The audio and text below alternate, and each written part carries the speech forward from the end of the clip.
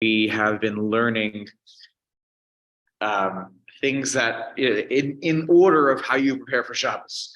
And so now, after you've gotten your food totally ready, now it's on in the oven, it's in the crock pot, you've turned it on, you've done grufo, katuma, whatever you need to do. Now you've got to get yourself ready because the food's got to get ready, and now you got to get yourself ready. So now we turn our attention to another important mitzvah, which is actually showering or bathing yourself before Shabbos.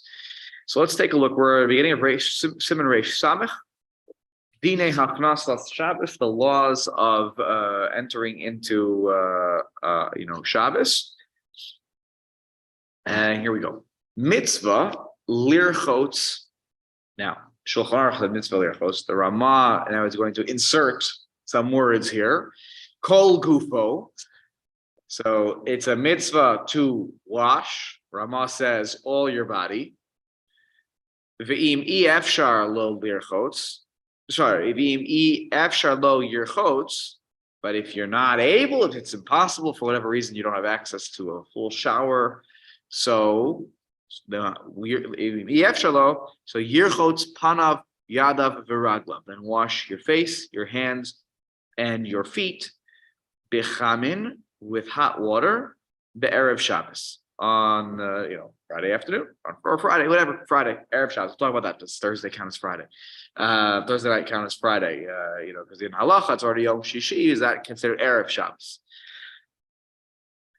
Let's keep going here. Umitzvah lachof harosh. You should wash your hair. Okay, lachof is so shampoo. Use shampoo, conditioner too. It's very important. What's that? The machlokas. What brand you should use of shampoo? They may depend on your type of hair, but bottom line is you should wash your hair. Ulegaleach. And now they don't wash. I mean, lachuf really means sexually. It probably does mean, I don't know if they had shampoo the way we have shampoo, but the idea is lachuf is to really to scrub your hair, because again, we already said it's a mitzvah to wash your face. So now we're if you don't, because remember the Shulchan Aruch didn't say it's a mitzvah to wash your whole body. That was Ramah who said that. So he's saying it's a special mitzvah also to get your hair cleaned. Ulegaleach hatzipar nayim be'erev Shabbos, and you should trim your nails on Erev Shabbos. Or get a manicure. Get a manicure. Go all the way. Yeah. Okay. So this seems, by the way, just off the bat, right? This is a lighter topic than what we've been talking about the previous weeks of Hatmana and Shehiyah and Chazal. This is a little lighter, which maybe it's good. So we can have a lighter topic for a couple weeks.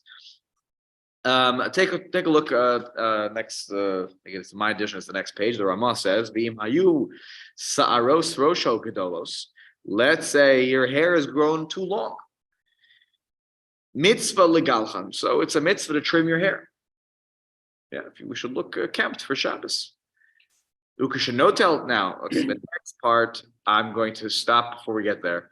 This has to do with the trimming the nails, and I cringe that I'm going to teach it to you because this is I don't understand it. There's some mystical Kabbalistic things here about the order in which you cut your nails, which nails should be cut and whatever. Right?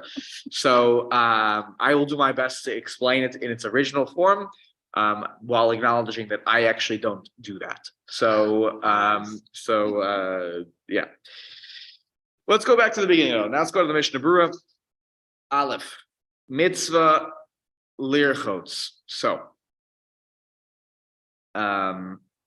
by the way, I'll add just one thing here. But if you look at the Be'er Halacha before we even read the Mishnah Berurah, the Be'er Halacha at the beginning here, he says Mashma beGemara, because this comes up in the Gemara. This idea that you need to wash yourself before Shabbos. Mashma beGemara dafilu misha torasa umanusa. Let's say Torah is your profession, so you're a rabbi. Your job is to learn and then perhaps to teach in the community. So yeshlo levatel ke'elakayim rechitza b'chamin. So you should be mevatel Talmud Torah. You should put aside your book, close the sefer, make sure that every Friday you do take a shower. You wash yourself in hot water. Say we take for granted the idea of hot water today because we just turn it on and the water is hot. To make hot water an era gone by was not as simple. You would have to boil the water. It was internal to the house, but more likely that meant you had to go to the merchatz, to the bathhouse, which was a trip. You had to go out of your house and go somewhere else to the merchatz to go take a hot shower or a bath, or probably more likely a bath. The maybe Sham Hagamar may Rabbi Yehuda Bar Ilai. But in the Gemara there, it talks about just your hands, your face, your hands, and your legs, your feet. And this is based on the story of Rabbi Yehuda Bar Ilai in the Gemara. So very important here. As a matter of a joke, if you're a rabbi who's preparing your drasha, it's more important to take a shower than to finish the drasha. If you're in a real tight, situation, and your congregants should be very understanding that your drasha wasn't fully prepared because you were making this. Huh? Okay, that's more as a joke. Second, it's also important to understand that there is a real mitzvah aspect to this, and that you are supposed to put your Torah aside for preparing for Shabbos. It is a fulfillment of there's a concept in the Gemara of a mitzvah that's in the Gemara. It's a mitzvah of the Rabbanon, which is called Kavod Shabbos, honoring Shabbos. We're going to see that the next simon, which is going to be about candle lighting, is also about Kavod Shabbos. It's about preparing for Shabbos so that Shabbos is most enjoyable. In that case, it's going to be making sure that there's lights in your house. Very practical because you don't want to bump into each other and then into things and spill things, and then it causes chaos. People get upset at each other. Here, the idea being, Kavod Shabbos is that I come into Shabbos and I'm clean. I smell nice. I appear nice. And so there is a mitzvah aspect to it. And that's why even here, the idea is like, put your sefer aside. Make sure you go take a shower before Shabbos. We had a speaker here about 3 or 4, maybe 4 years ago. Yeah. I forget what he was talking about. Something about respect and all that stuff. Yeah. And he said how disrespectful it is. He sees teenage boys walk into shul Friday night with wet hair. It's just horrible. He went on. And I went over to him afterwards and I said, I didn't say you're an idiot, but right. Not having learned this, it was just so intuitive. I said, you should be very happy that right. they're first of all showering before Shabbos. Some kids shower on Shabbos. Right. And second of all, that they're coming to shul. Why are you upset with that? I'm in agreement with you, Linda. What? Did you answer that? Well, I'm a woman. What the hell do I know? Really? But I mean, honestly, it's logic. I mean, I never heard of this thing in the. So that's actually very important as a follow-up point. Sorry, Steve, I saw you wanted to weigh in for a second. My recollection. Excuse me. Sorry. So what was the answer, Hinda? What did he say? He didn't. He kind of blew me off. My recollection is that he said, and maybe he said them both, but he said, I'm looking forward one day to coming to shul where people don't have wet hair and they have enough time to prepare beforehand. And I'm thinking, I'm running back from work for a 4:30 Shabbos start, and he's giving me this kind of, I didn't confront him on it, but I think a lot of people did, and he said something almost apologetic at Shalashudas the next night. I wasn't there. Okay. Okay, there you go. So the people. So yeah, the reality is that life is meshuggah, and that we all find time. I am suspect number one when it comes to wet hair on Friday night in shul, and that's okay. I admit that I am running out of the shower and throwing my clothes on and try to say good Shabbos to all my family right before I leave the house. It's we do our best, but the idea is it is a mitzvah. And why this matters most, this taking the jokes aside, this is going to matter at most. I'm going to make an argument in a case that relates to Sfiras HaOmer and perhaps even during the 3 weeks about why some hold that it is permissible on Erev Shabbos to shave for Shabbos. So we'll get there in a moment, though. We will talk about that case today. Okay. So let's take a look now at the Mishnah Berurah's first comment here. Mitzvah Aleph, mitzvah v'chulei. So it says Mipnei Kavod Shabbos, because the honor of Shabbos is a mitzvah. Kavod Shabbos it's a real mitzvah. Preparing ourselves for Shabbos is a fulfillment and a mitzvah.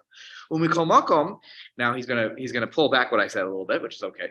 When we call makom, ein zeh chova gemura. It's not like a full-fledged obligation. though I would add it is a mitzvah, meaning it's a positive mitzvah, the Rabbanon, and how you fulfill it may be sort of up for debate, right? Like how do you honor Shabbos? But the idea is, that he's saying that showering itself or bathing itself is not a chova gemura.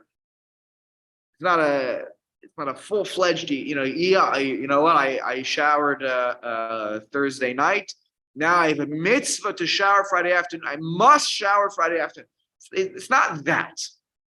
Let's see how he describes it here. But if you do fulfill this mitzvah of making sure you shower, you bathe before Shabbos, you do get reward. It is a mitzvah. But if you don't fulfill this, you're not going to get a punishment if you don't shower before Shabbos. It is what it is. You either ran out of time, you didn't plan it. Okay. So we're not going to take a whip out and start, beating you because you didn't do this. So he continues here and says, this goes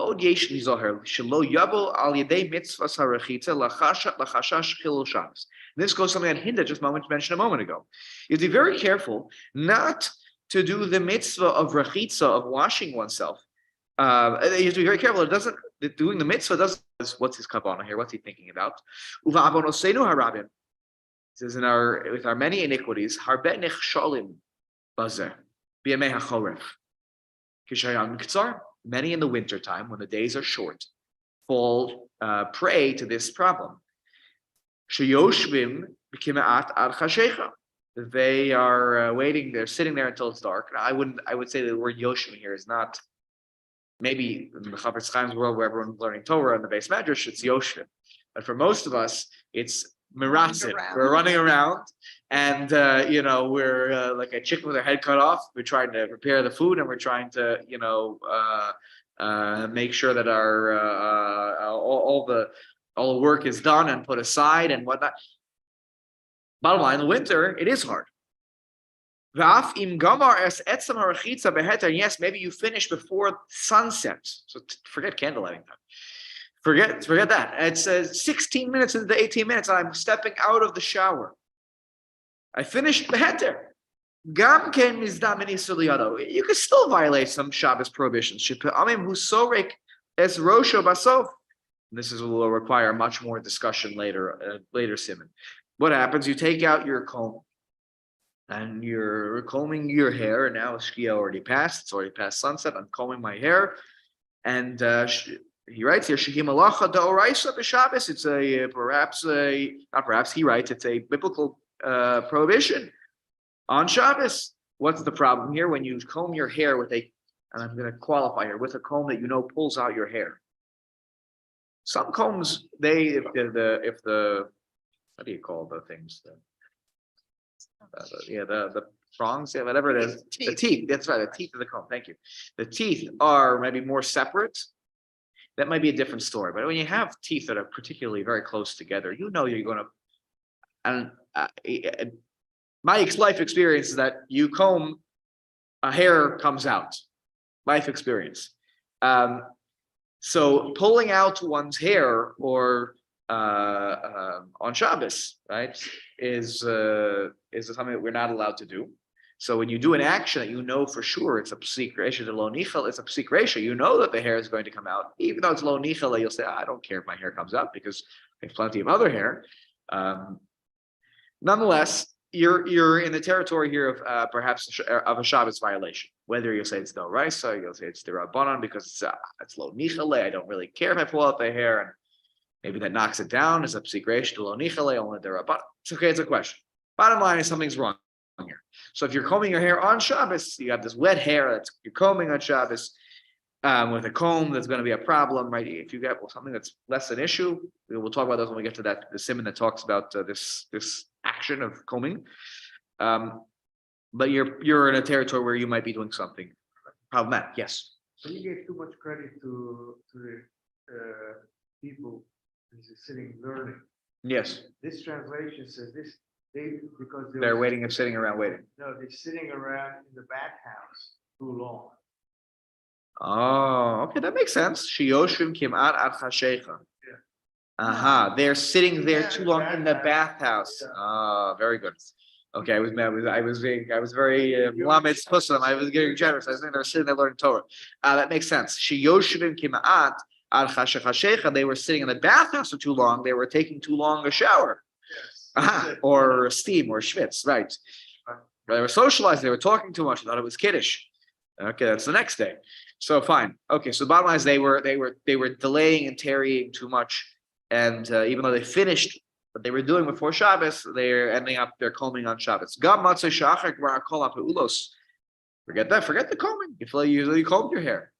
This is more an issue, I think, for women, or if there are men who have long hair. But by percentages, this is going to be more issue for women. But kol ha'pulos sochet. Oh no, sorry. This is not schita for the hair. Sorry, this is for everybody.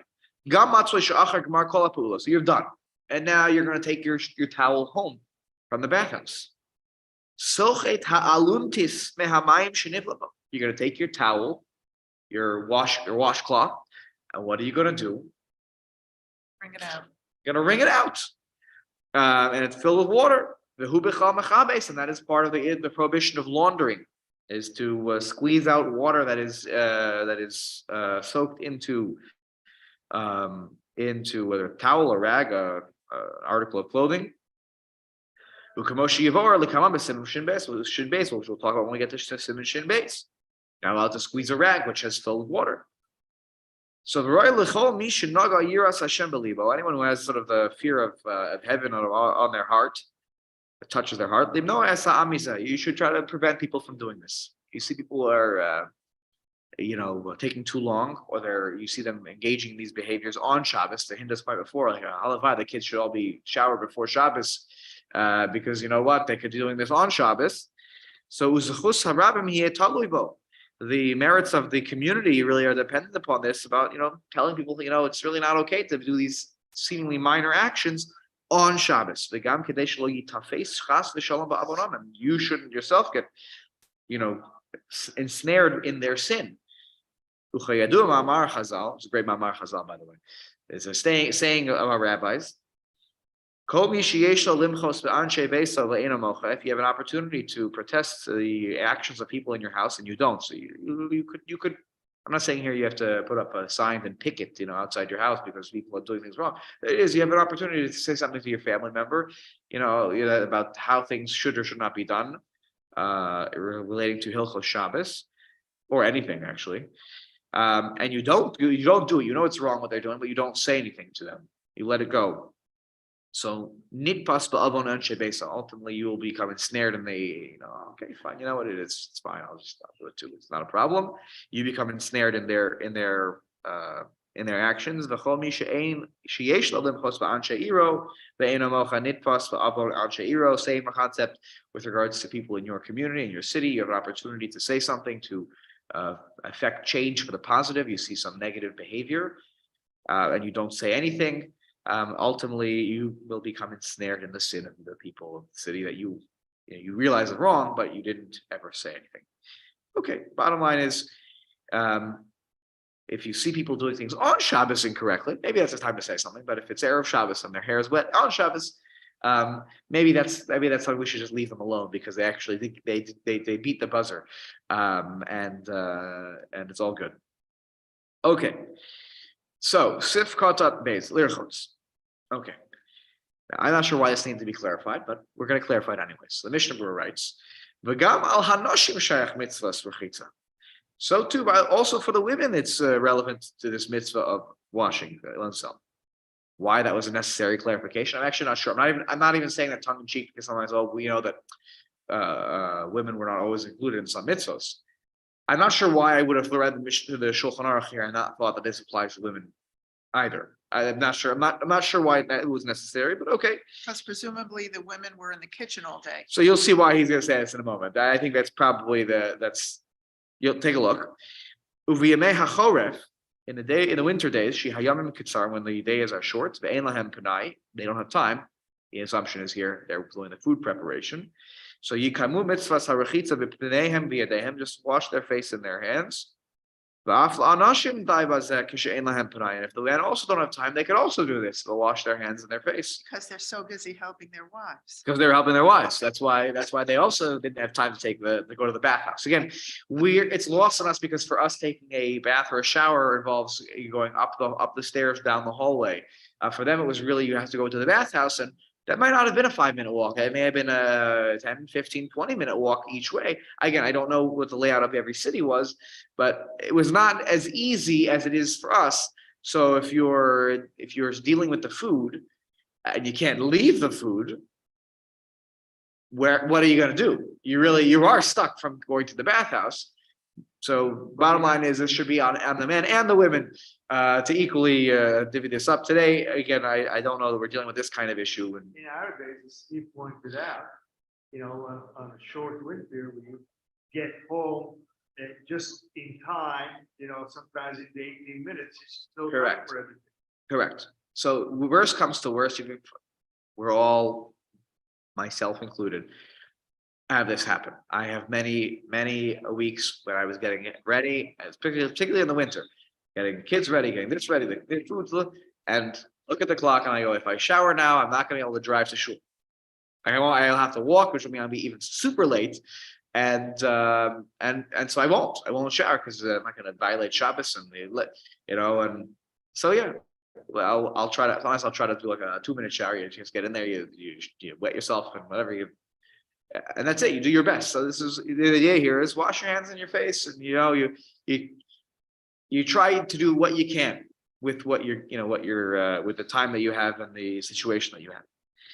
Okay, he says Vayim B'Eliyah Rabbah, and he looks in the Eliyah Rabbah also for this for a further discussion about this. Okay.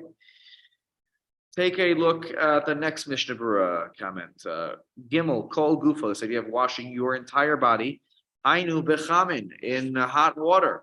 Again, which would have required going to the bathhouse. Well, hot water for your hands and your face, you don't need to go to the bathhouse. You have your own internal water, you heat it up, you wash your hands and your face. This would require Rechitzat Kol Gufo, going to the bathhouse. So that is something we should try to aspire to do on Erev Shabbos. Now, an interesting question that comes up. I have it in my note number 5. So for Tommy, if you're following along in that edition, it's you got to turn the page. So what about Shabbat Chazon? Shabbat Chazon every summer is a Shabbos that precedes Tisha B'Av. We call Shabbat Chazon. It's always by definition within the 9 days.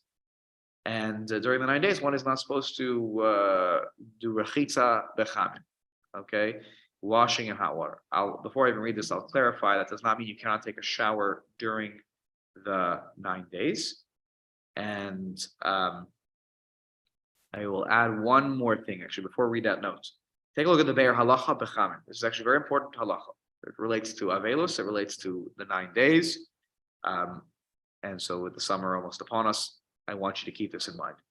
Okay, so you see where it says Bechamin in the Be'er Halacha? It's like 6 lines down.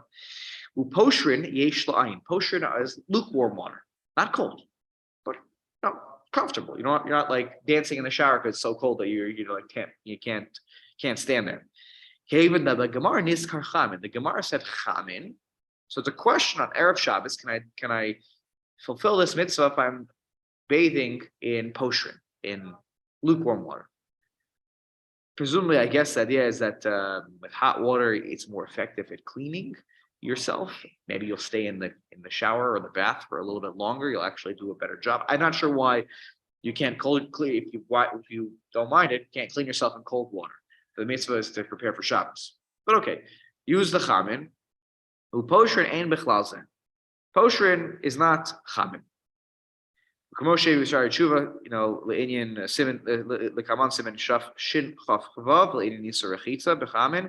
You're not allowed to bathe yourself on Shabbos in hot water. We'll get to why that's the case, but maybe you could if it's cold water. B'shem hanoda b'Yehuda ach al hahida hanoda b'Yehuda gufa yesh la'ayin harbe aval b'tzorer b'vadai lo yotza b'zeh yidei mitzvah. If you definitely do it in cold water, you're for sure not fulfilling the mitzvah. Ach im la'achar shenishtatef etzonim le'nischamim heitev. If you do it first cold and then you do hot al yidei hazevel ahevel hazeh Okay.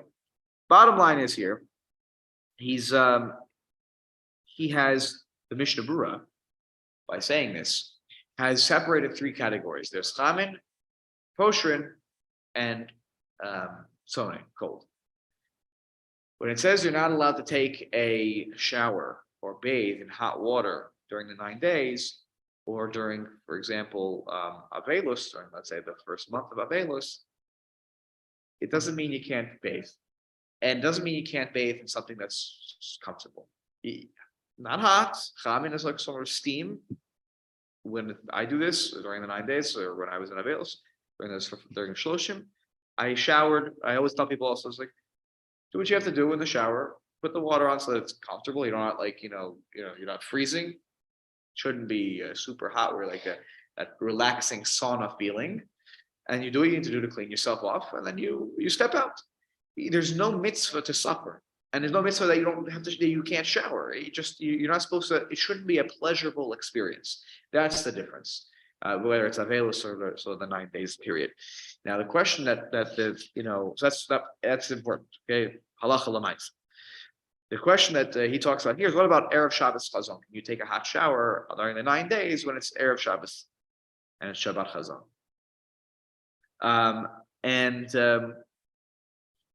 The Rama writes that it's also gufo be'erev Shabbos Chazon chasav Rama lekaman she'aser.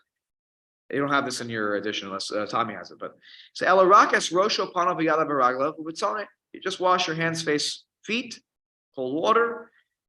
But then he says here, v'yesh mekil l'misha ragil b'chol Shabbos lichfof rosho b'chami. But if those who every Erev Shabbos, they wash their hair in hot water, maybe you could be lenient. And the Mishnah Berurah over there writes, "Haheter hu rak l'mayim chamim below l'sabon." And the heter is not for soap, but just for hot water. But he continues here, "V'im chal erev Shabbat Chazon, the erev Tisha B'av, if Shabbat Chazon falls out on the 9th of Av, where we move the Tisha B'av to Sunday, so now that Friday really it's erev Tisha B'av, where we have some stricter halacha." He says, okay, maybe you should, by the way, if you're going to do this, do it early in the day, in the morning, because it's better not to do it late in the day. And then he quotes from the Chai Adam here, "Shegam mi sheragil kol Shabbat lirchotz panav yadav v'ragel v'chamim mutar lo lirchotzam erev Shabbat Chazon." If you normally wash your hands, face, and your feet in hot water on Erev Shabbos, you can do it on Erev Shabbos Chazon as well. And where is it written here? There's another note here. Forget what it is, but bottom line is, if this is something that you, even that last point from the Chai Adam, it's normally something that you do on Erev Shabbos, something that you normally do on Erev Shabbos, so then there's no difference. So then you should do it. So if you're taking a shower during the 9 days on Erev Shabbos Chazon, I believe that you can, since we, especially in our society where we are bathing frequently, not just once a week, I think you're in good standing to use the hot water and have a more pleasurable cleaning experience on that day. But the rest of the 9 days, one should try to just have comfortable water. It doesn't have to be. Don't take a schwitz in the shower. You're just going. You're cleaning yourself off, and you're getting out and moving on with your day. Okay. All right. So practical halacha. Sif katan gimel veraglav. Washing your feet. Let's go back now. Why is it if I'm running out of time, hands, face, feet. Hands, okay, hands get dirty. Face, we want our face to look presentable. Maybe it gets dirty over the course of the day. Why our feet? So he says here, today we're not so careful about this, washing our feet. Today, we are, because we take a full shower. But if you're going to not take a shower on Erev Shabbos, you're in a big rush. How many of us would take off our socks and shoes, wash our feet? Maybe we wash our hands. Maybe we wash our face, but none of us would wash our feet. If we're pressed, if we're hard pressed, we wouldn't wash our feet. Why not? When did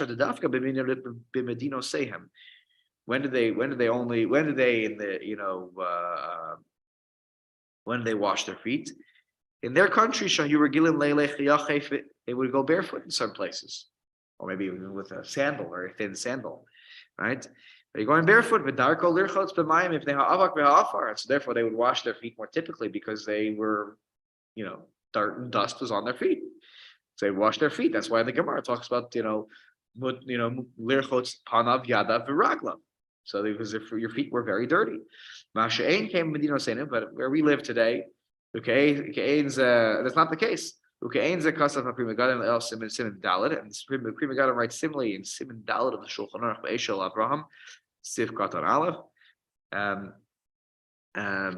that you need to wash your.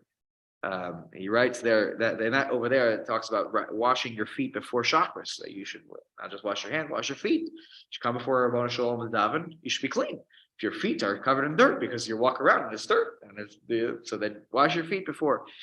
Where do we see that? By the way, also in the Torah, before the Kohanim are supposed to do their avoda, the Levim are supposed to wash their feet, not just their hands. I don't know, Levim? Yeah, I think Levim are supposed to wash their feet also. They definitely wash their feet. That's what the kior was for. So the idea of their feet being dirty and needing to be clean before avodas Hashem, before serving God, is already a concept we see in the Torah. But they probably didn't have shoes the way we have shoes today. It would make a lot more sense that they had to wash their feet. Sometimes just knowing the pshat makes more sense. Makes the Torah make more sense. What was that? That's right. Correct. And they take their feet. They take their shoes off when they daven. Yeah. Yeah. Okay. So fine. Again, that just knowing historical context. So we're not so machmir for this idea of washing your feet. Again, if you're taking a full shower, your feet are getting washed anyways. Sif katan hey. Erev Shabbos says here, "B'huadin b'chol ze erev Yom Tov." The halacha is the same, but there's a mitzvah on every erev Yom Tov to shower or to bathe. But b'Yom Chamishi lo have mikra lo have yikare de Shabbos. But if you are showering or bathing on Yom Chamishi, you're doing this on Thursday. Let's say, I think he's talking about Thursday night. Oh, it's Erev Shabbos. It's Yom Shishi according to the calendar. I think that's, or maybe he's talking about Thursday itself. Like, oh, I'm doing this for Shabbos. I know I'm not gonna have time tomorrow, so I'll do it. I'll do it now. You can't call that this Shabbos. This is for Shabbos. It's Thursday. It's not for Shabbos. Elayim kain ef shalol lirchotz be'erev Shabbos. As kol kama de mikrav l'Shabbos tfei ma'alei. But if let's say you know that you're not going to have time tomorrow, you have a huge business deal. There's something that's going to happen tomorrow. You just whatever the situation is, you know that I'm not going to have time to go to the bathhouse. In our world, it's a little bit harder. It can happen too, though. You're not going to have time. You realize it's not going to be possible. You have children. You can't actually step out because you're watching the baby, and the baby can't take care of itself even for 5 minutes to go ship. So try to do this as close to Shabbos as possible. Better, the closer to Shabbos, the better. Stop here. Same thing with a haircut. If you're gonna take a haircut because your hair is, do it as close to Shabbos as possible, so you look as fresh cut for Shabbos as possible. Okay, and I would argue the same thing with shaving. If you're shaving on Thursday for Shabbos, okay, better if you could do it Friday. If you do it, great. Okay, Vav be'erev Shabbos. Uvayom Chamishi makpidin shelo litlon. This is in regards to cutting your nails, to trimming your nails. We don't do it on nails on Thursday. Okay, this part's going to get a little dicey now. Okay, you don't do the nails on Thursday. Okay. This is something I knew from You're familiar with it. That you Yeah. don't cut your nails on Thursday. Thursday and some of the other stuff that's coming up also. It was very interesting. About the order in which you cut your nails. No, order or not.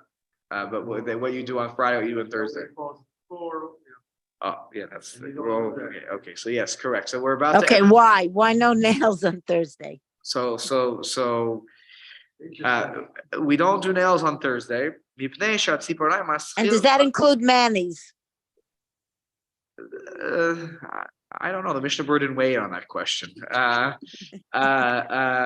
Here, let's think about just trimming here. If you want to get a manicure, look, anything that you do, closer to Shabbos is, so it looks nice on Shabbos is great. But if you can, I'm not an expert at this. If you get a manicure on a Thursday and it looks the same on Friday for Shabbos, go on Thursday. He says here, why shouldn't you do your nails on Thursday? To trim your nails. Because on the third day from when they were trimmed, it starts to grow again. So Thursday, we count Thursday as day number 1. Day number 2 is Friday. Day number 3 is Shabbos. And therefore, your nails don't look as good as they could if you did it on Friday. I am not holding from this. I don't understand it. Need a magnifying glass to tell The 3 days. I trim my nail. I barely have a nail, and I trimmed my nails. I want to say 3 days ago, actually. So I don't know. And I leave it with that. I'm not going to say. I'm not going to comment more. I'll let you figure out what to do. The explanation, which as a kid I heard About don't do your nail on Thursday. it starts growing again. On Yeah. Shabbos. That's what he's saying here. But It we don't starts growing again, not because it's not good, but you don't want to start growing. start growing again, right? You don't want it To look. No, nothing to do with look. Oh, it wasn't about the looks. It's It about wasn't about the look. It was about the idea that of it's starting something. growing. The growing, the work process of growing to start on Shabbos. Right. That's Right. ridiculous. Wow. Excuse me. What daf above myself was that? I have no idea. These were. Yeah, no, but I said this is what everyone was taught in This was Europe. the, In Europe, yeah. The tradition. Yeah. Okay, I don't understand it, by the way. I'm reporting here. I don't get it. You know, Science has proven a lot of stuff wrong. Yeah, sure, for sure. So Does look, anybody- again, I'm not mocked for this myself. If you want to get, if it's better for your life to do your nails on Friday, the idea here is really to look your freshest on Shabbos. That's why I do it on Friday. That's the case. It's not so much that it's gonna. I mean, he's saying it's gonna grow. The idea is that coming into Shabbos, you're like you shave, your nails been trimmed, you're been washed, like you're ready, like you feel that cleanest self. That makes the most sense. Sorry, Steve, you wanted to say something. You've covered it. Okay, good, fine. That's the biggest thing. Okay, v'im kain ein zeh tikun kavod Shabbos shechozer latzes. So if you cut your nails on a Thursday and they're going to start to grow again on Shabbos, it's not kavod Shabbos because they are regrowing already. They've reemerged. Chozer latzes. So that's. Have you ever seen any studies that say this is actually true, that the nails grow 3 days later and not 2 days later or not 1 day later? I mean, it doesn't make any sense. Our nails grow from the first moment that we cut them because the nails are just pushing out. So does your hair grow, and you were getting that cut on Friday? Yeah, I wonder if they presume here that it just looks a little unkempt. I don't know. I try to rationalize. Tommy's saying that it's about the idea that it's growing on Shabbos, which makes sense. That there's Yeah. what? So is your hair. So is hair, but maybe it's not as noticeable. I don't know. Start growing, but your hair, yeah. I think the It's issue. all about what's noticeable. I don't know that this is scientifically. You have to with our science brains. I don't think we're going to be able to make sense of this. I just don't think. The issue is that if it grows even a little bit, you may not see it, but it's easier for dirt to get under your fingernails. Mm, And they don't want dirt under your fingernails like Shabbos, so mm. they're encouraging you to do it much Do it closer. closer to Shabbos. to. Okay. Yeah. All right. So that means that women shouldn't have long nails to begin with, right? Well, that's okay with you, but not with me. So okay. So I again, what to do with this? I leave it to you to figure out if this is a minhag in your life. Okay. Now we're getting into territory that he was even, but it's not the right word. I don't understand this. Okay. You're not supposed to trim your nails, your fingernails, and your toenails on the same day. You knew this? Okay, fine. So this is not made up. It comes from somewhere. I just don't understand it. And I invite maybe Tommy, did you know why? It was just what you didn't do, right? The ain lakot ela be'erev Shabbos or be'erev Yom Tov. Right. So you're not supposed to do to trim it on Erev Shabbos or Yom Tov for your toenails, I believe. So again, fingernails Friday, toenails Thursday. Right? Friday we do our fingernails. And that's what the Magen Avraham says. Now, why is this the case? So my extra notes here. Baruch Hashem, they gave me a reason because otherwise I had nothing to tell you why. I don't know. He says here, my extra notes here. It's note 11 if you're following along, Tommy. So that's the first Lubavitcher Rebbe, if I'm not mistaken. There's a danger involved here. V'im kotzatz balayla. By the way, he doesn't say what the danger was. I suspect what it is, but v'im kotzatz balayla kosav shavav shayom. Can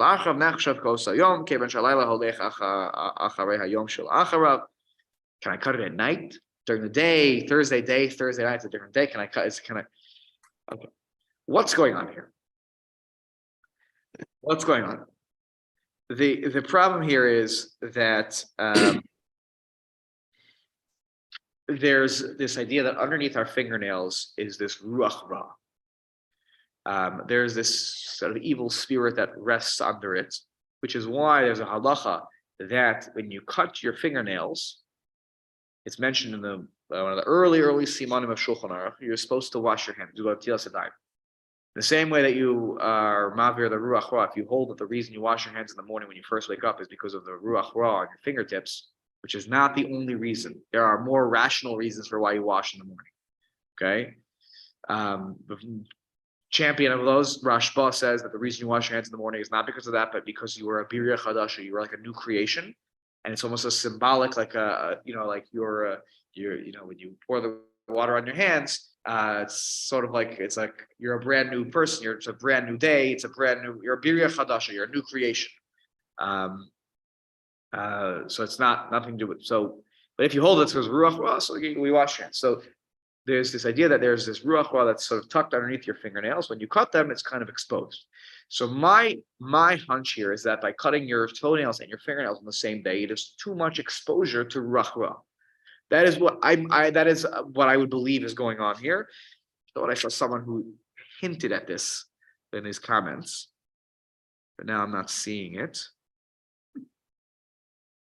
But I will see in a moment this whole ruach ra thing is going to come up. And I believe that's sort of what's happening here in the background. I think that there's too much ruach ra being released, toenails and fingernails, too much going on. Separate them, handle them each, fight off the ruach ra of each sort of, separately. Whatever that means. But I think that's sort of what's happening. So, Rabbi, you mentioned the morning washing. yes. I always understood that the morning washing was not do with ruach ra or anything like that. That doesn't work for me. But it was because during the night So you touch things. Tuma, because Right. you were sleeping, Right. and You touch, right? Your stam yadayim. Yes, which is the reason that you wash, netilas yadayim before you. In theory, there's a halacha that if you have wet fruit or wet vegetables, we do this on Pesach when we do urchatz. Before we eat the karpas, we wash our hands. The reason you wash your hands is because stam yadayim, are sheni latuma, because we don't know what we touched, and therefore there's a certain level of tuma. So there's also a practical side to washing in the morning. Yes, 100%. So yes, that works for you. Go with that one. Okay, the party's gonna get a little stranger now, and then we'll stop after this. The party's gonna get a little stranger. Okay, there's a line in Maseches Nida. I remember seeing it in the Gemara itself. And I remember certain things from growing up, but I never got the full explanation. When you cut your nails and you trim your nails, you clip them. What do you do with them? What were you taught by your parents or your grandparents? It was an issue. It was an issue. You couldn't just dispose of them in any regular way. Right? You had to flush them down the toilet. My father always would flush it down the toilet. So I also flush it down the toilet. Why do I do this thing? It's very strange. Why are we taking our nails? We flush them down the toilet. There's any other thing you would just, you'd put it in the garbage. Why? What were you told when you were a child? Step on it or something like that. Okay, good. So I'm stepping on them. Yeah, that was the issue. Okay, Yeah, so some people burn them. good, excellent. Or bury them. That's what I was. Burn, bury, excellent. Some people say flushing is like burying. This halacha all comes from the following. Like the garbage comes. So take a look here. Isa Gemara. It says in the Gemara, continuing in Mishnah Berurah here. It says in the Gemara, Hasoref Siparnayim Chasid Kovran Tzadik, Zorkan Rasha. The Mishnah, I think it's a Mishnah, or maybe it's a Brisa in Maseches Nida says, if you burn your nails, you're a chassid, you're very pious. If you bury them, you're a tzaddik, it's a lower level, you're righteous. If you throw them out, just sort of throw them up, throw them, whatever, you're a Rasha, you're a wicked person. Why? This is the reason. This is why you were always taught by your grandparents and your parents and their parents before them. And Shema tavor aleihen isha meuberes v'tapel, because lest a pregnant woman step on the nails and she would have a miscarriage. This is the reason that we've all been ingrained with this whole thing about the nails. You can't just let. This is why also they were my grandparents, even my father, as a result, very mocked. But you have to wear slippers in the house. Oh, You yeah. can't walk around in your socks. You know why? Because Shema that you'll walk on a nail, not a nail like a fingernail or a toenail. I think that's where it comes from. The idea you're not supposed to walk barefoot it comes from this idea, because you might step on a fingernail, and the real reason for that was because the Gemara says if a pregnant woman were to step on it, it would cause a miscarriage. Now we know that scientifically this is not true at all. I'm sorry to say, I love the Gemara. But on science, we know that they were not always right, and it's okay. They were going with what was the medicine and the science of their day. I have to believe, this was not a Jewish-only belief, but this was an ancient belief that stepping on a fingernail somehow caused this. I don't know how they believe that, because it's obviously to the logical mind that makes no sense whatsoever. The reason, in my parents' house, the walking in socks was an absolute no. No. But Even for me. but called the the reason, slippery theory of disease. the reason was because it's a sign of a Vedas. Oh, sorry. No, you're right. Sign of a Vedas. You're right. Sorry. The slip. Sorry. I'm mixing two things here. You're absolutely right.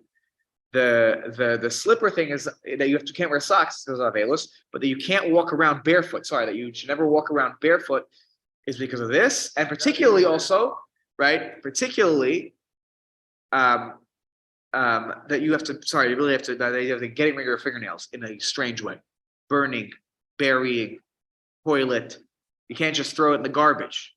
You'll see why in a moment. You can't throw it in the garbage.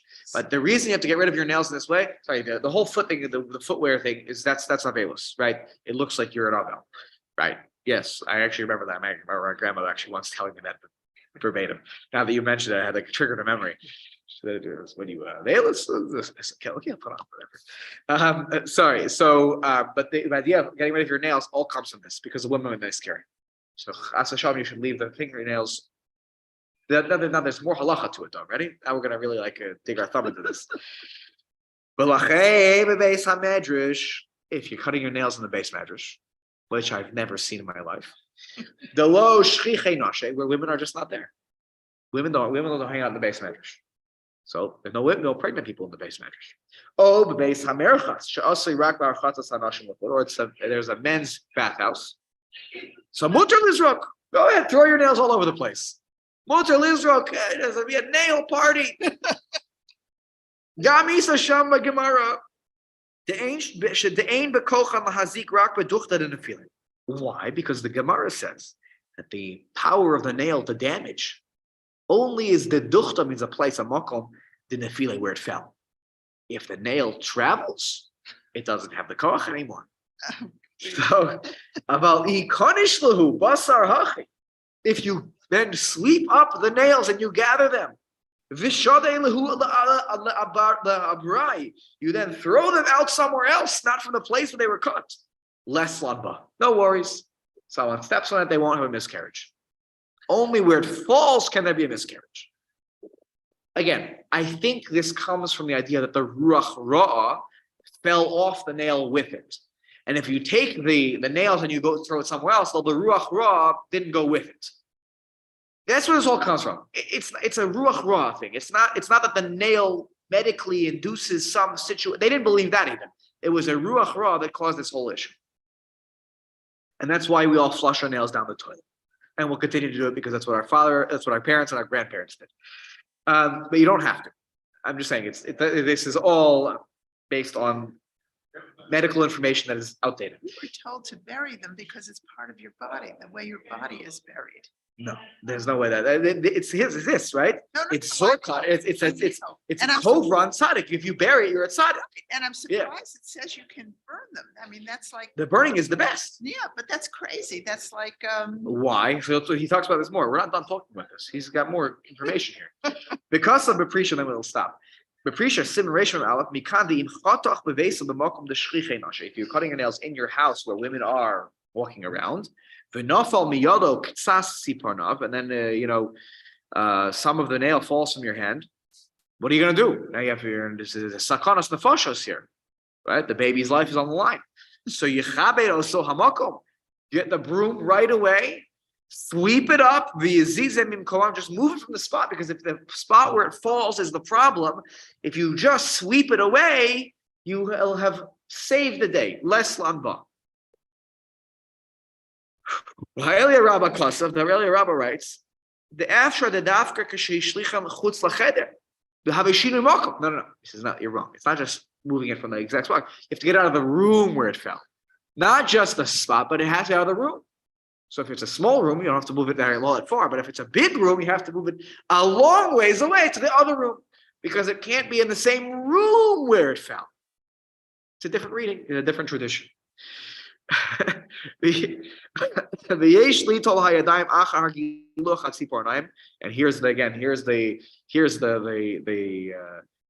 evil guy in this whole story is the ruach ra. That's why you have to wash your hands after you should do netilas hadayim after you cut your fingernails or your toenails.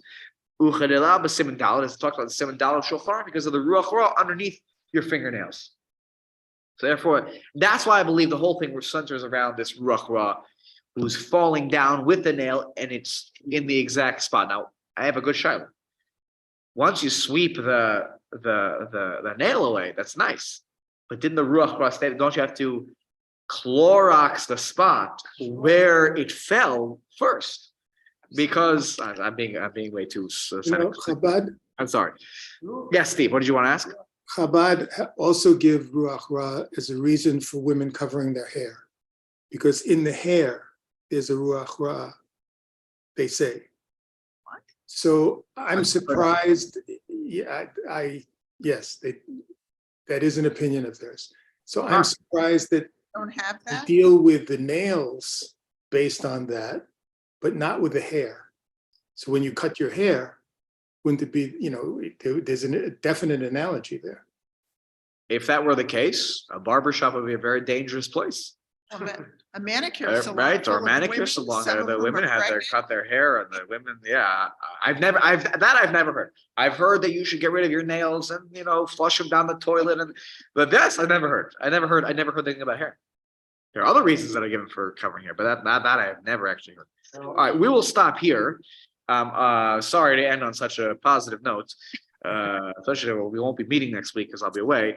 You have what to think about now with this whole thing with the nails. Next time when we meet in 2 weeks, we will continue. We're going to talk about that when we cut our nails, that we're supposed to cut them in a particular order. And it depends on your hand. Left hand has a different order than your right hand, but you're not supposed to go down the line, right? You're supposed to do it. You're surprised. Come on. Yeah, and there was a siman that was given for them, using the numbers of your fingers. That way you'd remember it was a debegaha besmolo ubedaaga beyamin. So they're going to be mnemonics for us to remember how we're going to cut our nails after this. But I also admit that I don't do this, and we'll talk about why next time. And we'll also try to touch on. There's a practical question I think that I wanted to touch on. I think actually I touched on it today. The hot water, the post-shrim for when you're bathing. I think I touched on the practical things I think can emerge from this. Okay, we'll stop here and we'll look forward to that stuff next time. It's not too much of that. Then we're going to talk about other preparations for Anshe, the Erev Shabbos, about getting your family ready with regards to a few certain other halachos. All right, take care. Thank you.